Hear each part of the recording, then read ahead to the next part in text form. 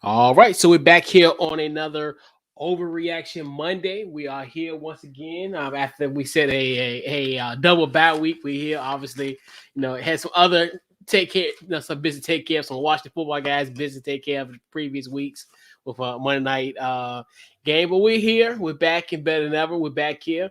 What's going on, Mo? Yo, what's going on, Coach? I'm really surprised you let me in. I'm really surprised you let me in. I posted my first TikTok, and it might bite me in the butt in 2 weeks. Like, I'm prepared. I'm waiting. I'm ready for it. If it happens, I posted, and I was like, man, I might have gave fuel to the fire for CouchCoach to go viral. If Washington in a couple weeks, so I'll be waiting for that. Hey, we here. Hey, like we said, all spare love and war. So hey, it's all good. Hey, like we talked about on the Watch Football guys yesterday. Y'all might have won the battle, but y'all ain't won the war yet. So, Not yet. Nope. We might split battles and be wondering what the war is. Right. And also we got to bring in our guy JP. What's going on, man? Gentlemen, how y'all doing today? Good, man. What's been going on, man? Well, I know JP ain't got no headphones. Oh, JP got headphones and a mic. Swagging out. And I saw that TikTok video. I was laughing my behind off yesterday. But it was a good weekend of football. And man, I've just been listening to a lot of football podcasts today, man. So thank y'all for having me on for Overreaction Monday. Yeah, absolutely. Definitely appreciate you for coming on, JP, once again. And so this week's Overreaction Monday is powered by the good folks at Built Bar. Built Bar is a truly standout among protein bars with its exceptional nutritional profile and so many delicious flavors. So use our promo code Off the Ball, which will provide you, your friends, and your family with a 10% off discount. Use our promo code Off the Ball at checkout at builtbar.com. So, fellas, man, we are just really ripping and running through this NFL season. Man, cannot get over the fact that it's week 14 of the NFL season. I mean, we remember doing this in September from week 1. Yeah. And now we, 13 weeks later, recapping week 14 of the NFL season. So, fellas, we'll go around the horn. Well, matter of fact, biggest winner, two out of the three guys are enjoying a victory Monday and taking their, so definitely shout out to JP Vikings with their win on Thursday night. Then also Mo's Arlington football team victory over the Washington football team. I'm gonna be petty, but no, but shout out to Dallas what they did. But hey, we're here. So, fellas, I'm gonna go around the horn. First, I'm gonna go with you first, JP. Who was your biggest winner in Week 14? What you got? I'm not gonna go with the Vikings, just because they had that comeback on them. Big Ben hitting for like 3 touchdowns, and I'm not gonna talk about that game because I kind of had like sweats going, like please don't catch, and we finally won, and we won. I'm gonna go with the Chiefs because the Chiefs have been looking good the past couple of weeks, though. Like the defense is looking really good so far after we've been criticizing them, like when they had that stump, like that defense was just terrible and all that. And then the running game is looking really consistent too. Josh Gordon scoring his first touchdown with the Chiefs. Really happy to see him get a touchdown and everything after all he been through and all that. So the Chiefs are clicking all cylinders. They're number 1 in the AFC right now. And Mahomes is still doing Mahomey things and everything. Andy Reid's looking pretty good, getting in and out of that stump. That's always with Andy Reid's teams. They be in that stump and then they always find a way to get back, into what they are and everything. So the Chiefs are looking really good right now, heading into, the playoffs and all that. So definitely the Chiefs are my biggest winner. Big time. Mo, who's your biggest winner this week? Believe it or not, I'm not going to go down the road less track. I'm not going to say because I really don't think they were the biggest winner, because essentially had they lost, they still would be leading the division. Granted, it'd only be by 1 instead of 3. Just throwing that out there. But I'm going to go with the San Francisco 49ers. I'm going to go with San Francisco. Obviously we play this on a weekly basis. If the season ended today, and we still have multiple weeks, but if the season ended today, San Francisco will be in the playoffs. Now, they don't play the Vikings. They haven't played the Vikings. So We'll have to see. I don't really know if they win the tiebreaker over the Vikings right now. I don't know if they win the tiebreaker over Washington football team right now. But essentially, those are the two teams behind them. You look at the schedule for Washington, right, and you'd be like, well, outside of probably that matchup against Dallas, they got some winnable games where they could win out. So San Francisco, in a week where Washington lost, they needed that win, or else it would have been a three-way tie at this point between Washington, San Francisco, and Minnesota. Like I said, I don't really know who wins that tiebreaker when it comes down to it for that final spot. But they pulled it out. It was tough. George Kittle, another amazing game. When healthy, he is the second or third best tight end in football. It's him, Waller, Kelsey, and everybody else. I don't care who's next. They're not touching on that level when Kittle is healthy. He's gotten healthy and has had two monster games back to back. Ayuk, he had a pretty good game, closed out the game, essentially, had some key catches down the stretch. But then, when I bring up San Francisco, is the biggest winner the fact that San Francisco might have their running back of the future? Like, is Deebo Samuel the running back of the future? Like, this man got a quality amount of carries. He runs routes. He is the best version of Cordell Patterson. Essentially, you see him in the back lined up. He gets a rush. He's had a rushing touchdown outside of the game he missed. I think he's had a rushing touchdown in the past 3 or 4 games that he started with Kyle Shanahan moving him to running back. So, San Francisco needed to win that game and ultimately to get that walk-off touchdown in overtime in a game that was kind of I don't want to say a must-win, but a situation where both teams would have highly benefited and been considered on that biggest winners list, whether it was, Cincinnati or San Francisco. But for them to get that win after that loss they took to Seattle, I definitely got to give San Francisco the biggest winner. Yeah. And Steven, hey, shout out to Steven. He chimed in. Dallas is the biggest winner, and then also chimed in. Dallas winning helps their conference standings. Obviously, it does help them with that. And it sucks that we win and freaking Tampa and Green Bay just keep winning. Like, that's what sucks about it, is we win and Tampa can't. They almost choked away the lead like we did, but they ended up pulling it out. Green Bay just looks. You ask me, Green Bay is the best team in the NFL right now. That's just my opinion. Right now, today, Green Bay is the best team in the NFL, but I won't say I still can't say like they're going to win the Super Bowl, but they're the best team in football right now. I'll say, hey, that Parsons for Dallas, oh my God, man! Like like 20 sacks this season. Like he's only a rookie too, looking like the best defensive player in the league. Like, watch his highlights, I'm like, boy, this guy's crazy. They already like comparing him to LT and everything. I was like, man, this guy's a monster. He's going to be a monster for years to come, though. So I hope so. Yeah, he legit. Yeah, he's legit, big time. Legit. And I said San Francisco too because they're another team where it helped them because obviously they were coming in. They were the 7th seed in the NFC. Obviously, they leapfrogged Washington. Obviously with the loss to Dallas. That's a nice headsy win over Cincinnati. There was another team where they kind of almost lost that lead because remember they were up 20-6. So you figured how this is going in Cincinnati favor, but they kind of roared back, and obviously it went down to overtime. But like you said, those type of games we talked about on See You Sunday where the balance. And now you look at Cincinnati's outside of their playoff picture where they're in the hunt. In the playoff picture in the NFC, in the AFC. So, and they, even though despite I think they were 7-6, they're still a game within striking distance in the playoffs. So that's another thing too. And you just don't know how the NFC North is going to be at this point. Like I heard about Lamar. Like I think he spared situation. So luckily it was just a sprain. It looked bad, obviously, when it happened yesterday. So. That's another one where you look at the 49ers. That was a really gutsy win. Another quality win coming east. So like we talked, and I think it was Steven was talking about it on Saturday. They're a good road team. As far as they've been doing anything on the road. So I know we got talked about that a little bit on Saturday.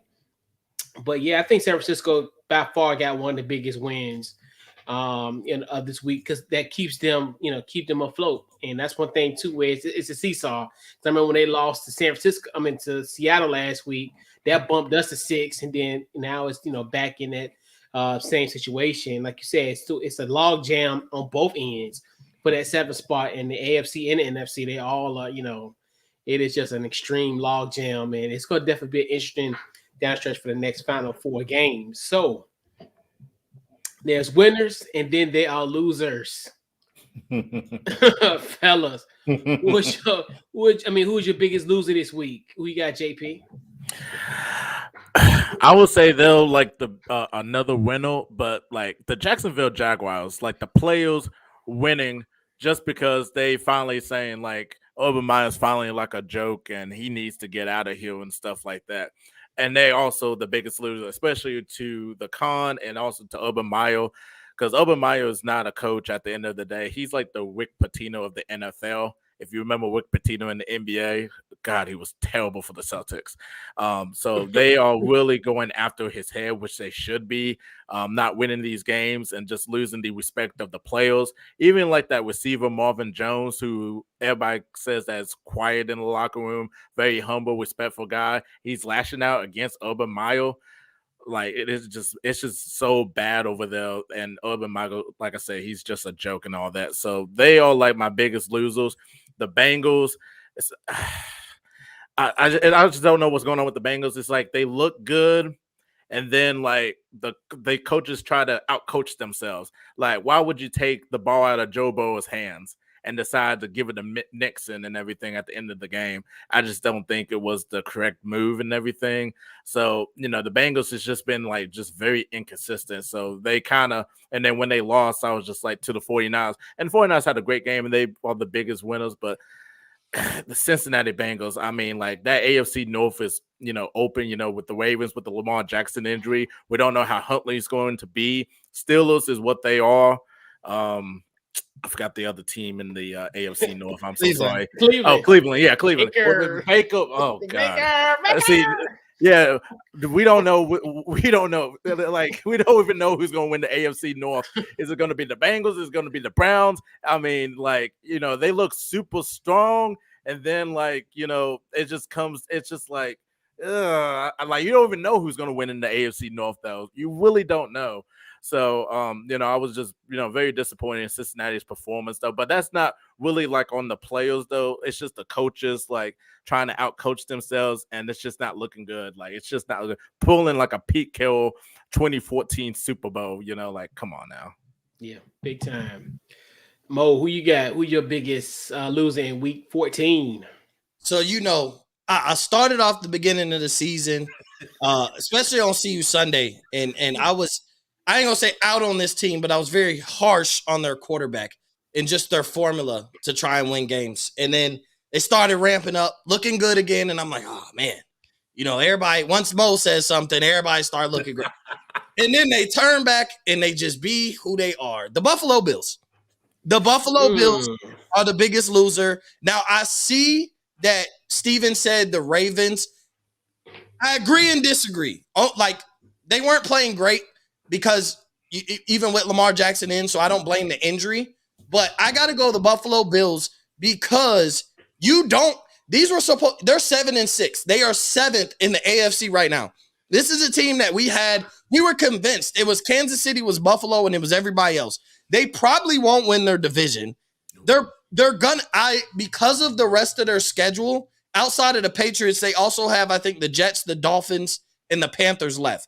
They should go 3-1. Like they should go 3-1. They should finish with no more than 7 losses. But a team that we thought was almost penciled into the AFC Championship is now 7-6 and in 7th place in the AFC. And their formula is terrible.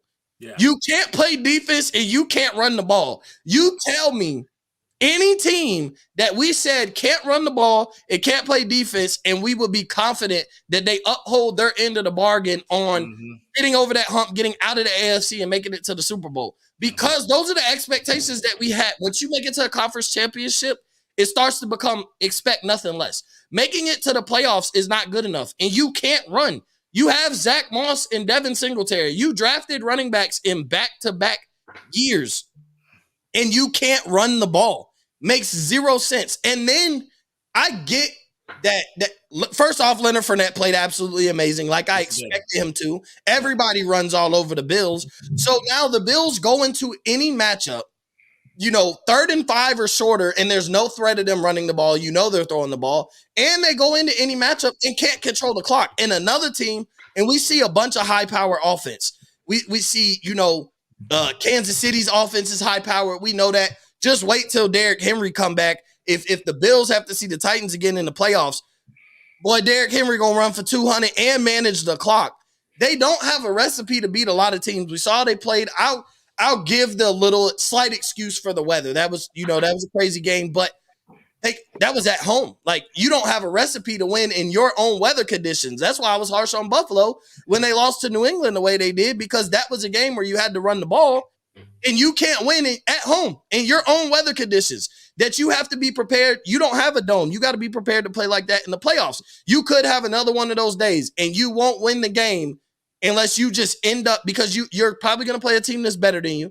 You're not going to win your division. So I got to go Buffalo, because they're too pass heavy, way too pass heavy.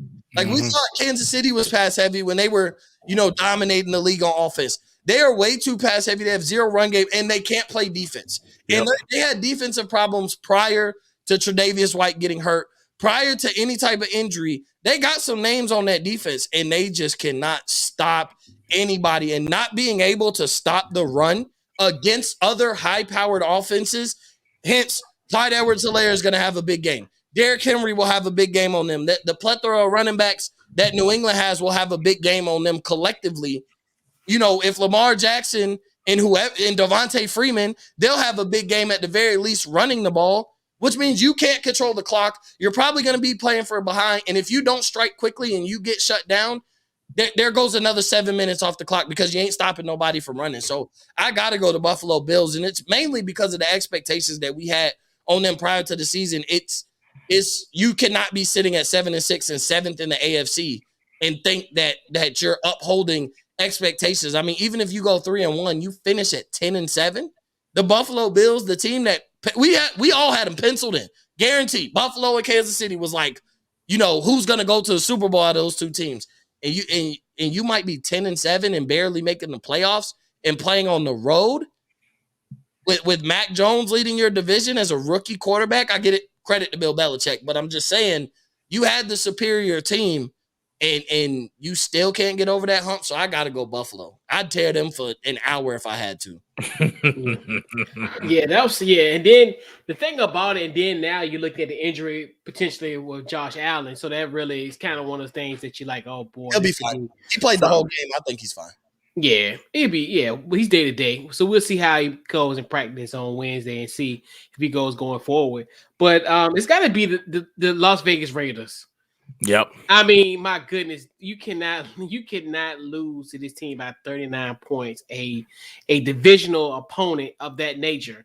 And we kept on telling people, oh, the Raiders are looking good. September, October. I was like, we know what's going to happen with this story. We know how, and this before obviously Gruden situation, Ruggs situation. We are, even when they were playing good, I'm telling you something about November, December, this team they just don't know how to get it done. And this is another one. And you just look at just the simple fact of how they lost.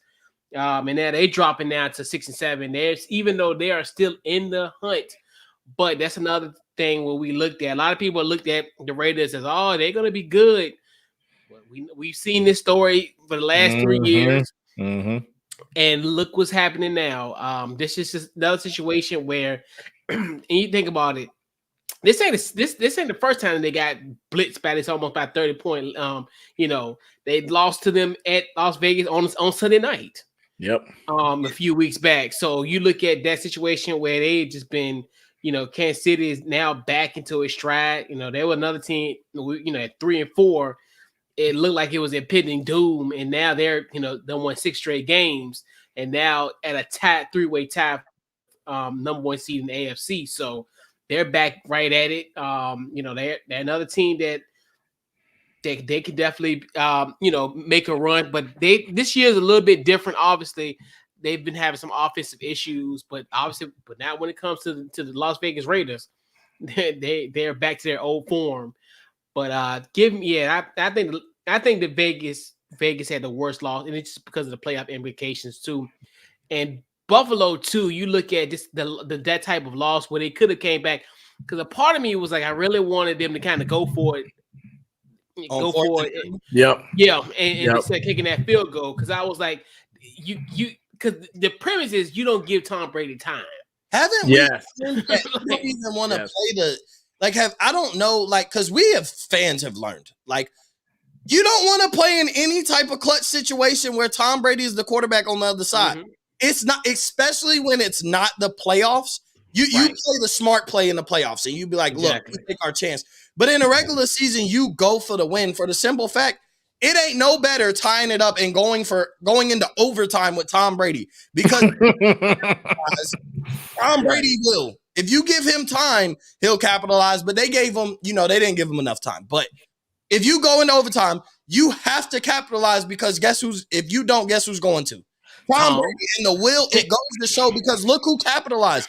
Rashad Perryman. Yeah, exactly. What's the guy? 58 yardle. Behind him. It wasn't Evans, it wasn't Godwin, it wasn't Leonard Fournette. It wasn't the guys who were playing great the whole game. Nope. It was Rashad Perryman with the most important catch of the game. And that just goes to show that's what happens when Tom Brady leads a team. It's going to be somebody. It's going to be him and somebody. It don't matter who it is. It's going to be somebody.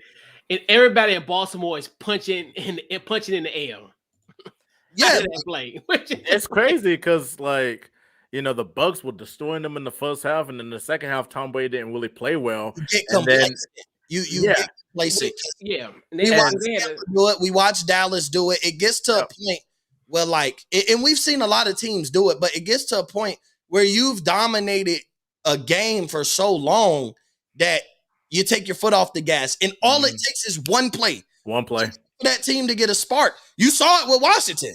Kyle Allen comes in, gives that team a spark, and boom, now Dallas is playing on their tippy toes, trying to make sure that the defense comes through like they did. But for the first 3.5 quarters, Dallas dominated that game, took the foot off the gas, and now you're playing oh my God. And then Dak, I don't know who he's throwing the ball to. So Cole Holcomb, he threw the Cole Holcomb. Yeah, but yeah, Tar Heel. So we got a special guest coming in. What's going on, Walker? Not much, man. I'm sitting at home. I just got home. I was a little late hopping on. Adding kind of back onto what y'all were just talking about, I think you have to mention the Steelers in that losers conversation too. Felt like not even just a season on the line game, but for Ben, it felt like a last ditch effort in his career. It felt like that was the last moment we're going to see him at maybe not his peak, but as a really good quarterback. That kind of, once they got down and him playing them back into that game, just felt like a last ditch effort for the Steelers this year at maybe a postseason run. And, to come up short the way they did with Claypool doing what he did and Freiermuth dropping the touchdown. Or not dropping, having the touchdown. He ain't dropping. It was a great defense. I was about to say, yeah. It was a great defensive play. I got to give him that credit. End zone there. Yeah. It just felt like it just felt like a really heartbreaking, deflating, type of loss where maybe they start to spiral and, lose a bunch of games down the stretch to divisional opponents and whoever else. I know they play the Titans next week in Pittsburgh, but it just felt like maybe that was the dagger to what might have been a wild card run down the stretch. And what's going to come to bite them in the butt is the fact that they tied with Detroit, because we'll be 7-6 right now. Like I said, I ain't dive deep into who wins what tiebreakers, but at the very least, they'd be 7-6 tied with Buffalo, Cincinnati, right there on the cusp. But now you're 6-1, so you're half a game out. But then you look like you might be spiraling downwards. When it comes down to it, you're not getting a tiebreaker with that tie to Detroit, a team that you should have beat. So not handling business now.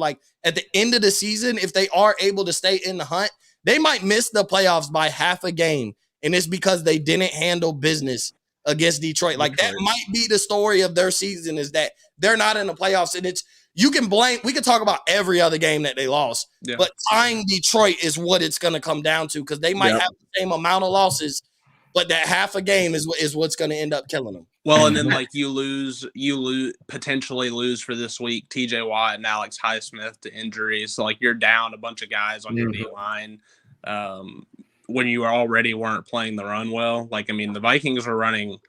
I mean, man, it looks like Minka like diving and making shoestrings, saving touchdowns like all night. So I mean, it just felt like, oh, we lost guys to injury, but then another part of me can't decide whether or not we get one of those just patented Mike Tomlin inspired efforts at home with the season on the line this week against the Titans. But, we'll see. But just from my perspective right now, it just felt like that might have been a dagger for Pittsburgh, amongst other things like that tie with Detroit. And just it felt like it just felt like maybe a last-ditch effort and a dagger for Pittsburgh. It feels like Mike Tomlin's time in Pittsburgh could be up. Exactly. It just feels like they need an organizational reset in general. They need from top to bottom. I'm not blaming Tomlin. Like I understand not at all. Greatness, but I'm seeing that his old school way of coaching and the young guys is not fitting together. So like either A, you're gonna need to make some trades and get rid of some guys, let some guys go, because too many guys have done stuff un-Pittsburgh-like things in the past few years. It just doesn't happen in Pittsburgh. It started with, obviously, Antonio Brown, but he kind of been a nutcase everywhere. So I stated that it wasn't Pittsburgh's fault. But then, like, guys speaking on what should be going on, Chase Claypool having something to say, Juju doing what he did. Like, there's been a lot of un-Pittsburgh-like things. And I'm not saying it's Tomlin's fault.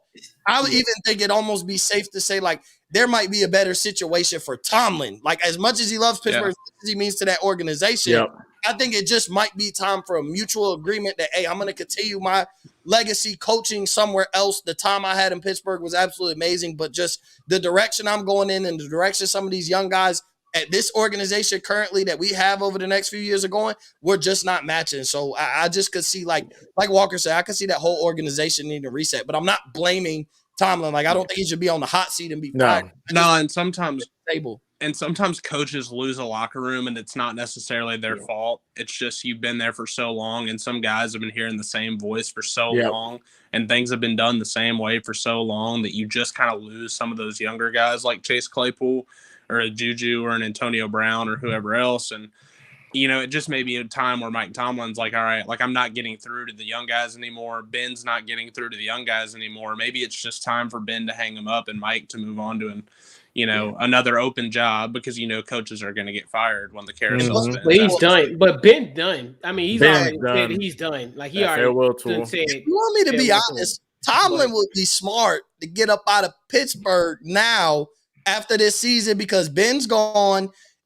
Maybe you draft a quarterback, but even still, like a rookie, you're putting the next couple years in the hands of a rookie that we're not sold on this quarterback class as a whole. So you talk about what? Dwayne Haskins, who it doesn't seem like he has a chance of coming back to Pittsburgh. Mason Rudolph. Well, no, not with him. He's a hated man in Pittsburgh. And that roster needs so much more than a quarterback. Like they can't protect the quarterback. They can't run the football. They can't stop the run. Big Ben got murdered in that Minnesota game. I know that line consistent. Like the long-term metrics kind of project that they're not going to get better against the run, and you lose some of your good guys on defense up front. It's just one of those things where they have so many issues from a building a championship roster standpoint that I think a lot of people thought at the beginning of the year is like, oh, well, if you replace Ben with an above average quarterback, they're good enough to win it. And I think this year has shown that's not necessarily the case. No. And even when he was out 2 years ago with Mason Rudolph. Well, and Tomlin has honestly kept them from cliff diving. Like he's such a good coach and how he gets his teams prepared to play and motivating and getting guys ready to go. It honestly feels like he's the only reason they haven't been, a bottom 8 team in the league this year. Yeah, because like you said, and he's keeping them above float. Like as far as because this team still could be a 500 football team, and that's the thing where he covers a lot of their deficiencies. As far as from the coach standpoint, and like you said, even to Mo's point, like uncharacteristic stuff, like Claypool. Why on earth you convert on a 4th down and then you gonna do a 1st down? Like that's a possession that you done screwed up on. Yep. And you it cost him 2 plays. It cost him 2 plays. Cost him 2 plays. Yeah. So you think to yourself, like, man, you can't be, those type of things. It's like that kills all the type of stuff. Like you said, we're not used to that. Also the TikTok star, and also like AB, like you said, AB gonna be wherever. AB gonna be AB. Yeah. He Well, can be just- anywhere. Yeah, some of the stuff we've been seeing in Pittsburgh is stuff that you would expect from teams almost like the Raiders, like kind of what you saw with the Raiders on Sunday, running out and dancing on the Chiefs logo before going out and getting beat by 35 in the first half. Like it's like those type of immature, childish kind of characters that have started to pop up in Pittsburgh that you're just not accustomed to seeing. And I could see Tomlin being like, "All right, it's my time," and just moving on. Maybe Mike Tomlin will coach the Giants. It's no diss to Tomlin. Like I'm not calling for his job. I'm just seeing Pittsburgh and I'm seeing Mike Tomlin, and I just think it's time to possibly let him go save somebody else, because players still want to play for Tomlin. Like there's not. Right. Oh yeah, absolutely. He could go to the Giants and get guys that are willing to come, free agents. Like wherever he goes, he won't have a problem. Players do want to play for Mike Tomlin. Has a legacy as a winning coach. I just think maybe it's his time in Pittsburgh is done, just because it seems like they're slowly just splitting apart. Like, here's a fun hypothetical. What's the Giants' record right now if you replace Joe Judge with Mike Tomlin? I don't know. They better. They'll be better. They might be. All them injuries they had, though. But all them injuries they had, bro. I mean, still feel like the coaching, like the massive coaching upgrade, steals them one or two of the close games that they might have lost. And you know what's funny? They actually have a pretty decent roster. The Giants do. They really do. And like you said, and I think with that personnel is a lot different. Even though they could overcome Sean Glennon being QB1 potentially, in those type of situations. So yeah, it could be a lot different. When you say that, and where that's concerned. But yeah, I mean, it's definitely gonna be a very, very interesting, Black Monday coming up, in the next few weeks. So yeah. I'm waiting for Chicago. I don't think Pittsburgh makes Mike Tomlin a part of Black Monday, though. I don't think. Nah. Black Monday, we know everybody getting fired, but I think like Pittsburgh and Mike Tomlin sit. I think this agreement could come like later on, maybe pre-draft or something like that. But I know you like to do it right away and get your coaching candidate, but I don't see them unless it just comes out they mutually agreed to part ways, which is the only report. I would expect to see if Tomlin and Pittsburgh were to part ways. They've only fired 3 coaches in their entire franchise history. So they've only had so they've never really none of them they were even fired, because if Tomlin were to leave, I feel like it would be Mike Tomlin walking into the owner's office and being like, "Hey, listen, man, like I'm ready for a new challenge." That's it. I don't think they're gonna. Like you said, it's gonna be like you said, it could be an amicable split. I don't think. I missed out on that blank check statement though, because colleges was putting out blank checks and was like, "What does it take to get you here?" So somebody didn't want big enough. I mean, hey, you give me a private jet. $12 million a year and buy me a house out there in Calabasas, I would have dipped too. And buy my house in Pittsburgh like they did for Lincoln and Norman. That's why that is so wild. He said that until he realized them college coaches is literally getting bank. Like, we ain't never seen this. This is crazy. Like all the coaches are making more money than Nick Saban right now. Right. And that's what it is. The price is going up, and and that's when Nick need to say, "Hey, I need to, I need some more money." Change things. Boosters are now willing to pay a lot more money to start having winning programs. The NIL, players being able to go to these programs and get a lot. That changed, I think, how these boosters are looking. So they're like, you know what? There is, whatever. I will give you a blank check. Put your price on it. We'll get you here because now we want to win. We want to be relevant. We want to bring in all that extra money. And with shifts between conferences and all this other stuff and possible college football playoff expansion, like you don't want to be some of those blue blood teams that miss out on the playoffs even when they expanded to 12. So Mike Tomlin missed out on that blank check, though. I don't really think. But he could be like Brian Kelly and say, "Hey, can a fairy godmother come and give me $250,000?" Maybe be like Brian Kelly. I probably watched that Brian Kelly video of him and that quarterback recruit at least 40 or 50 times yesterday. Like I kept going back to it, man. Like I know I didn't just watch that, and then I would watch it again, and I would just be like, "All right, I guess it's okay, sure."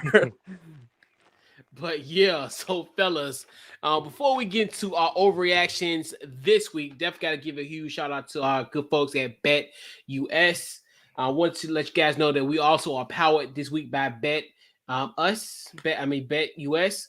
It's our basically they have the fastest payouts in the industry and offer a 125% sign up bonus when you use our promo code off the ball. Now, off the ball in capital letters now. So you can get your 125% off sign up bonus at sign up. So head over to betus.com and sign up today. So, fellas, got some overreactions to do to round out this week's overreaction Monday. So I'm gonna go with you first, JP. Your week 14 overreaction. What you got? Ooh, man, there's so many. Man, there was so many I want to choose from though. I just have to go with one though. I'm going to say, I mean, the Dolphins had a bye week this week. I think they're going to win out the rest of the season. The way they're looking right now, like Mo was talking about it a couple weeks ago, and I agree with them. You jumping on board? Oh, I'm on board. Dolphins? Dude, Tua's looking like he's looking like a franchise quarterback, even though he's not a franchise quarterback, but he's playing really well. But the defense is unbelievable, and Jalen Waddle, that receiver they have, is just unbelievable. I believe they can win out the rest of the season, and they're going to be looking good next year. They might have to, like I said, they got to do something in the quarterback spot, though. But I think the Dolphins will win out the rest of the season, just the way they're looking. I mean, they won 5, 6 in a row. Yeah, I'll say this about Miami. They played the Titans later this year, and that was one probably 3 weeks ago that, you look at the rest of your schedule and, I marked a W on Miami, and now it's all right, I'm going to have to go back and erase that and just leave it blank just leave it blank for now because it's, it's not an automatic W. That defense is looking so good. Though. Yeah, but their last 2 games is against the Titans, and then that Patriots game, the last game of the season.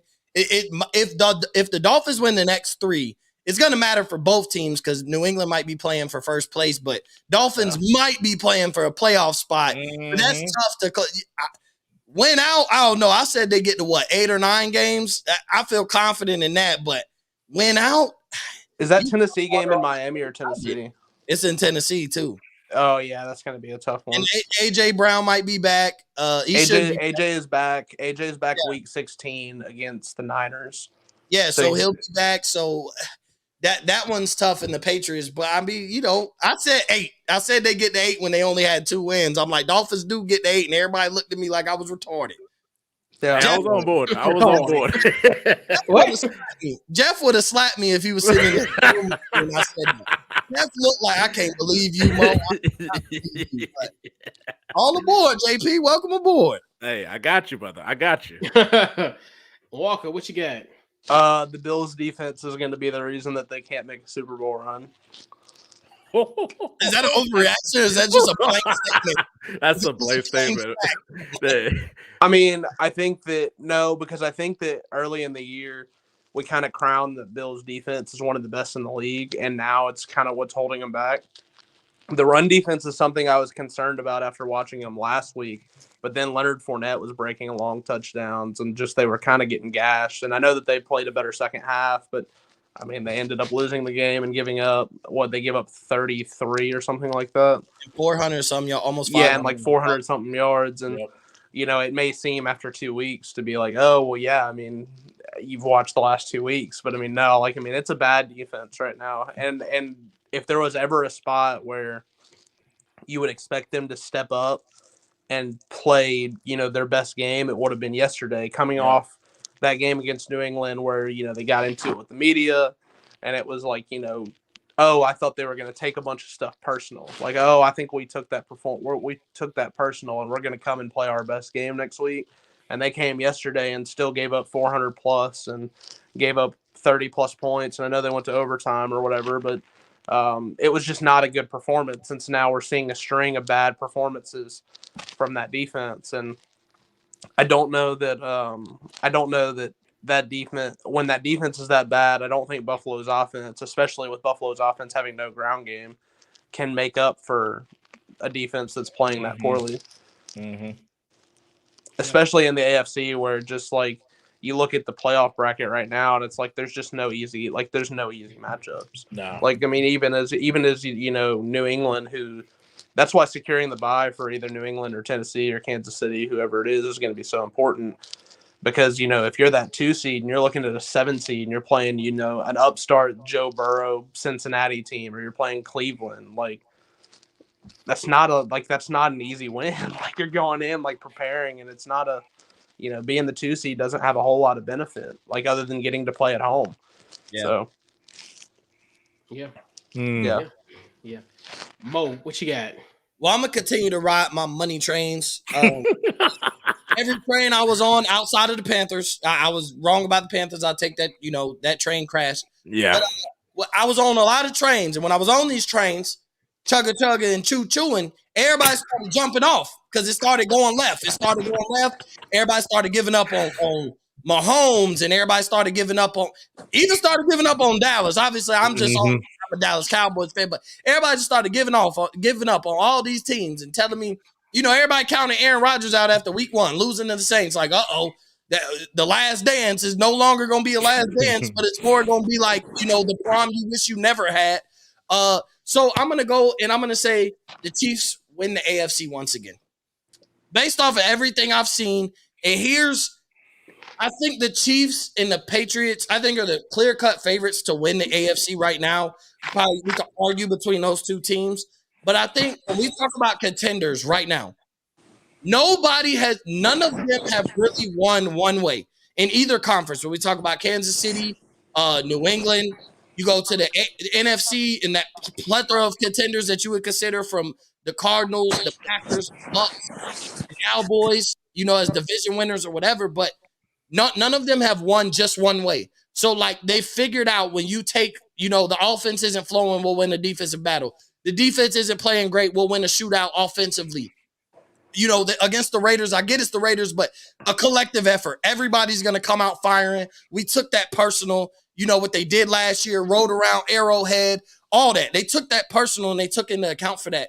And so when I see that, like, the only threat I see to Kansas City is, well, let me not count Tennessee out, because I was about to ask you the question: is Tennessee in that group if they're healthy? Yeah, if the current form is not. If Derrick Henry comes back and looks functional, AJ Brown and Julio are ready to go. Yeah, if they can get them Derrick Henry will be fine. But if they can get them last couple games, get everybody these next couple games going, then yes, Tennessee is in that group.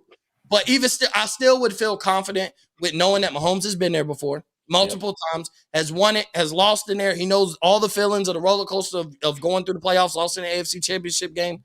But I've just been very impressed. And when everybody jumped off and, Rick Kansas City off and wrote Patrick Mahomes off and, like, he's overrated or whatever, and he's still not playing like the best quarterback in football. I'm still not going to give him that title, at least this season. He's probably not going to win MVP, give that to Tom Brady and call it a day.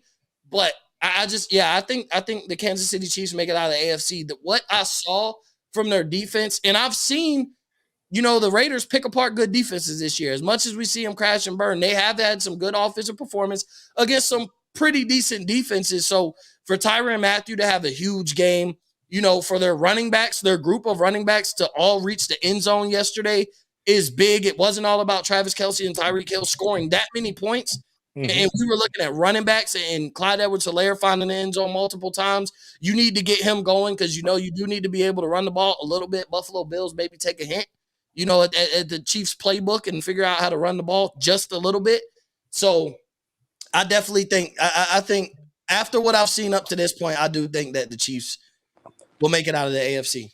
Mo, I got another question for you, and this is about the other conference and something you said earlier. Who do you really blame for the Panthers not reaching your expectations this year? Because I've heard varying opinions. I've heard people blame Matt Rule. I've heard people blame, the GM for not putting a competent quarterback in the pocket there. Like, who do you blame for Carolina not reaching the ceiling that you thought that they had? Oh, I mean, really, the expectations I had was that the Jets were the problem with Sam Darnold, not the other way around. Like, I felt like they've built an adequate roster. I mean, they've had some injuries here and there. I mean, CMC not playing consistently or whatever. But, like, Matt Rule is an offensive mind and built a defense. like because he kind of knew because he was an offensive guy at Baylor and he builds his defense. He went draft heavy on a defense because you like make up for what you lack. But I think they missed on the offensive coordinator with Joe Brady. I think they kind of missed. Part of it is it wasn't him. Like maybe Sam Darnold just is the bust that we think he is. Like, and I think that's what it ultimately comes down to because they have weapons. The offensive line isn't half bad. It's not the greatest, but it's not half bad. Their defense has still played lights out throughout the season at times. I mean, but when the offense isn't getting going, the defense can only do but so much. I mean, all the time. So I don't blame. I mean, I don't know. I really blame the fact that they don't have the quarterback right. But no, Teddy Bridgewater might have been the best option for them this year just because you know what you're going to get from Bridgewater. You were hoping that Sam Darnold would be that quarterback that we thought he was coming out of college and the Jets were the problem. Then you brought in Cam Newton. That was just desperation. Yes. I don't think they had any plans of it working. No. You just hope that he could give you that spark. You hope that Cam Newton, his swagger and his presence in the locker room would give you some type of spark and get the people believing, bro, he's been benched twice. Yes. Yeah, it was like borderline. It was borderline sentimental. Like it was like, hey man, like we're out of this. Where you've got no chance of making the playoffs. Let's throw Cam out there and sell tickets. Like, and they showed his sell tickets that first game, but yeah, they sure they did. He got benched because like I have a hard time blaming Joe Brady because A, they don't have a quarterback, and B, Christian McCaffrey has been hurt so often that your best player on offense isn't available to you. And so you're trying to call plays and score points and build a roster, and you have no quarterback and your best offensive weapon is out. And it's like, as an offensive coordinator, I don't know what as a head coach or an organization, I don't know what you can ask of your offensive coordinator when you have such limited available to you. Yeah, because they were good when CMC was healthy. Now remember, he was balling and doing his thing when CMC was there. So, like you said, you lose a guy like him, that's devastating. That's devastating. Mm-hmm. But that's part of but losing a running back and it being so devastating. Like, how many other teams? But he's a running back that you can throw at too. So that's the thing too. He's a dynamic running back. Yeah, he's a multi. But you also because you do have Robbie Anderson, DJ Moore, and you drafted Terrace Marshall. So for me, they still had the weapons outside. You drafted Chuba Hubbard for that reason, in case CMC gets banged up. Chuba Hubbard was a really good college running back. So you built the right pieces to be good without CMC, to be okay if he gets banged up. So I really think it's just you whiffed on the quarterback. You let go of Teddy Bridgewater. Then you were hoping, you took Sam Darnold and hoping that it was the Jets that was the problem and that he was going to be the talent that we thought he was coming out of USC. You whiffed on that. Then he gets hurt. So you bring Cam Newton in for desperation. So essentially, because through all that, the defense has played fairly well. Mm-hmm. The weapons show up. They come to play. But when the quarterback's not getting the ball, doing an adequate job, you seen Sam Darnold get benched. You've seen Cam Newton get benched twice. It's just the simple fact, whoever made the call, and we've seen Teddy Bridgewater be Teddy Bridgewater all year. Give you exactly what he's going to give you. Nothing more, nothing less. You don't really lose games because of Teddy Bridgewater, but at the same time, you don't sit there and we rode it on Bridgewater's back. But he would, for this year, how that team is built, he would have been a perfect quarterback for them because all they need is consistent play. If we can make a game plan knowing what we're going to get from our guy, then we can figure out how to win. We'll figure out the rest. That's what the head coach should do. And so with that, the way that team was built, it's the quarterback. It's whether you want to say the coach made the wrong call in trading for Sam Darnold or made the wrong call for not having a guy other than Cam Newton in there after Sam Darnold, not having a backup for Darnold, whoever you want to blame for that. But I think it's for the Panthers, it's just the quarterback situation. That kind of screwed them over this year. Yeah. And what they've been doing is putting a Band-Aid to a wound. And you gotta find the long-term solution at the quarterback position, and that's what they try to do with Sam Darnold, and obviously that has failed. So now they gotta reach into that bag and try to get the franchise quarterback. Because now we know this patchwork thing isn't working on their end. So just bleeding out big time. My biggest overreaction is, even though this team was on a bye week, Walker, your AFC South brethren Indianapolis Colts will not make the playoffs. The Cleveland Browns and the Buffalo Bills will occupy the final 2 spots in this in the wild card. Because I still think 10-7 is gonna get you in, and they're gonna Cleveland and Buffalo. I think they're gonna win 3 out of their last 4 games. I think Cleveland might slip on Christmas Day against Green Bay, and I think that's probably gonna be it. Because I think they got the Raiders Saturday. They got them, and then I think they got Cincinnati to end, and I forgot who they got in between. I think that January 2nd. Buffalo, the same thing. They got their biggest matchup is going to be the Patriots. Patriots. On the week day after Christmas, they got Atlanta. Panthers. They got and then I think who they close out with the Jets. They close out with the Jets. So I definitely think at 10-7 is gonna make the wild card. And I think with the Colts, they got the Patriots on Saturday. They both coming off a bye, so that's gonna be a really interesting matchup for. I think this is a chance for Indianapolis to make a statement and tell us what they're all about. Right. And I think this is an opportunity where if they come, and I think it's in Indianapolis. It is Saturday. Yep. You beat New England, and you kind of make a statement and an announcement like, "Hey, I know we started 0-4." Or 1-4 or whatever it was. Yep. But we're here and we can compete with anybody in this conference, and we're going to make a run and we're going to get to the playoffs. They can't win the division. That's like I think the Titans' magic number now is like 2. So the Titans have to win like 2 more games. But nevertheless, I mean, like I think it's a statement that hey, we can get in the wild card and we can make some noise and we can make a run. If you told me the Colts lost Saturday and were completely out of it at the end of the year, I wouldn't be surprised. If you told me they were playing for the conference championship here at the end of the year, I wouldn't be surprised. There's just such a wide range, and a lot of that falls on Carson Wentz. And they're very similar to Tennessee in the fact that they're going to be really reliant on that rushing attack. It's going to come down to the Colts secondary on the defensive side. And can Carson Wentz prevent himself from making stupid decisions? Because, I mean, when it comes into those big moments, and a lot of y'all who you NFC East guys – know better than anybody that in those big moments, Carson Wentz has a tendency to throw the ball to the wrong team. Yeah, absolutely. So there's a really wide range for Indianapolis there, and it's a really big game. Like you very rarely have regular season games where at this point in the year where you feel like the season's on the line and it's do or die, and it feels like for Indianapolis Saturday is do or die. Yeah, and then you got to think about. Then they got to go to Arizona as well too. So that's another kind of opposing. And like we said, now we're looking at teams like we said, and we talked about this weeks ago, Mo. Like when you're in that 1 seed, there's a difference. Like you're playing for something now. It's not just like how it used to be where 1-2 where it don't matter. You want that bye week, so you want that bye week. So everybody's gonna. These games are going to be more competitive down the stretch. Nobody's going to milk it in because, especially like you look in the AFC where it's a 3-game tie, for the first seed. So they're going to battle out each week. You're not going to have somebody being rested or whatever. They're going to play it for sure because they're going to want that bye week. Yeah, I think that they're the 6th seed right now, matched up with Baltimore in the AFC. Which is a very interesting game for them. Baltimore does not want them coming back to Baltimore for their wild card game. No. Because that game really, it took Lamar being a hero to get Baltimore in Baltimore earlier in the year. And they had overtime. Yes, and they had a great shot to win that game because they were up big in that game too. 28-6, I think. They just melted. They melted down the stretch. And that's not one that Baltimore would like to relive. And I think that's true. I don't think the Titans want to play them again. You going to go try to beat the same team for a third time and this time do it in the playoffs?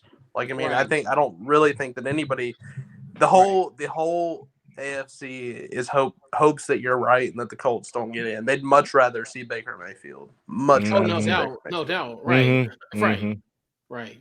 Or even Josh Allen with a lack of running of a running game. Oh, and I was hoping the Raiders would find a way in. I wanted to play them. I know, right? I just knew. At least win one playoff. Exactly. I just knew they would have accident waiting to happen. So they would have found knowing Tennessee. If we had drawn that and I would have gotten what I wanted, they would have found a way to kick our ass. Right. So, fellas, let's put a bow on this week's Overreaction Monday. So, I'm going to go around the horn, fellas. Social media and upcoming projects. I'm going to go with you first, JP. What you got? Yeah, check me out Off the Ball Network on YouTube. I got the NFL recap coming up this week, and I'm also talking about the rewards from college football. And then also check out my YouTube channel. It's just JP. Finally at 1,260 subscribers. Got the Wilt Chamberlain reaction coming out this week too as well. My Larry Bird video almost hitting 1,000. So definitely check me out on YouTube, and then on my social media, on my Twitter, JP Franchise 57. Able to do some debates and always be like tweeting just random stuff out. So definitely check me out on my Twitter feed. Yeah, absolutely. Walker, what you got? Just on Twitter at Walker Bailey 8, and then Chris and I are dropping another episode of One Shining Pod tomorrow. Nice. At least that's the plan right now. Talk to Isaiah Stevens, the point guard at Colorado State. I guess a couple weeks ago. So we're gonna go. We finally edited all that together, and we're gonna get it up tomorrow, and then release some other stuff kind of early in the college basketball season. So there, and then follow me on Twitter at Walker Bailey 8, and then check out everybody's work at offtheballnetwork.com. I mean, there's really just nothing that you can't find on that at Off the Ball. Yeah. Mo, what you got? Yeah, you can follow me at Mo_Cheese15 on Twitter, Instagram. At Up in Flames Pod on Twitter, Instagram. I can now say you can follow me on TikTok at Mo15. Shout out to CouchCoach for the inspiration. It wasn't for CouchCoach and making his amazing videos that inspired me. I would have never made TikTok. I stood pat, and then I said I got something in my bag for this Dallas and Washington game. Prior to us winning, I made the TikTok. I created the account and I was ready, and then I had a little bit of fun. So I'm like, man, maybe I'll engage in this a little bit. Maybe I'll put some of my hot takes and maybe I'll steal from CouchCoach a little bit when we play Washington football team. But me having a TikTok was solely inspired by Coach. So it goes to show the type of relationships though we do have at Off the Ball, because I stood pat on never making one. My wife couldn't even get me to get one. Because of CouchCoach, I have a TikTok, so follow me on there. I'll probably start doing some things. I don't know. I'll start playing with it and whatever. Mo and I were talking during the fourth quarter too, and he was like, "Man, I might have to delete this TikTok." Because I had it ready, and I'm like, okay, like I didn't, I was like, okay, I'm trying to figure out how to make it. I'm like, dang, I had to go to CouchCoach's one that he made from last week just to see, like, dang, what did he use to have the picture in the background and figure it out. Yeah. And then I was like, oh man, I might not be able to do it. Like I might just have to delete the account. Not having a TikTok, but yeah, follow me on there. I don't know what I end up doing. Mo and I went radio silent in that fourth quarter. It was like, whew, there was too much noise. Yeah, I was like, and I saw what's his face force that fumble, and I was like, all right, breathe easy, breathe easy. Cal Allen, oh boy, but yeah. Facebook, Twitter, Instagram under CouchCoach Live. Check me out there. Also, doing a show on Wednesday, 8 o'clock Eastern Standard Time. Also, every stuff that we do here on Off the Ball Overreaction Monday, 7 o'clock Eastern Standard Time on Monday. See you Sunday, 11 a.m. Eastern Standard Time on Saturdays. Also, the Washington Football Guys podcast Friday nights at 8 p.m. Eastern Standard Time, and then also the post game at 5 p.m. Eastern Time, or pretty much after the Washington football team's game, regardless of the time. Either normally we have 1 o'clock games. I think for the rest of the year, it'd be to 5 o'clock for the rest of the year. So yeah, man. So definitely once again another great show, fellas. Definitely appreciate you guys for coming through this week, and definitely huge shout out to Built Bar and Bet US for powering us this tonight. So man, once again, week 14 is not quite in the books, but got one more game, and definitely looking forward to coming back to you guys next week for week 15. So, huge blow to the Rams, losing 5 starters on the day of the game to COVID. Ooh. Yes. Huge dub on anybody who was able to snag the Arizona Cardinals at -3, though. So correct. So show me the money tonight, baby. Show me the money. It's too. What is that line now? I haven't even looked. I don't care. I got it at -3. I don't know. I've got the Rams money line. I'm trying to decide what I'm going to do with that. But I was going to. I thought about it, and then I stayed away from it. And then next thing you know, I'm like, up 5 players: Jalen Ramsey and Higbee. Yes, sir. Give me Arizona. Forget it. I've got LA, and I got it probably 45 minutes before everybody got COVID, and I was like, all right, whatever. Yeah, just Walker brought ticket losses. Yeah. Yep, Walker right. LA. And once again, another great show, fellas, and we will catch you guys next week, man. This has been this week's Overreaction Monday, and we out. All right.